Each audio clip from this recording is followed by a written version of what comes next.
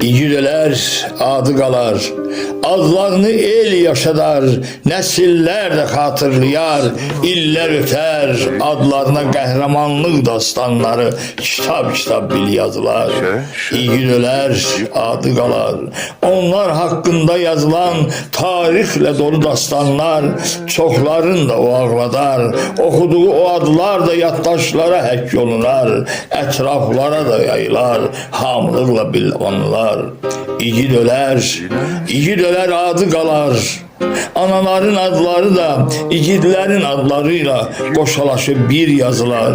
Oğul, ana xatirəsi əsrlərlə bil yaşayar. Qəhrəmanlıq himnini də xatirələrdən yazarlar. İgidələr adı qalar. Gün batandan gün çıxana, ötən saat dəqiqələr, günlər, aylar, bir də illər. İgidlərin qanlarıyla nöqtə-nöqtə bil yazılar. Bütövləşən bu millətin, dəmir yumruqlu dövlətin adına tarix yazılar. Torpaqların hər qarışı şəhid qanıyla sulanar. Torpaqların hər qarışı şəhid qanıyla sulanar. Yaddaşlara həkk olunar. Əyyub Cəfərli.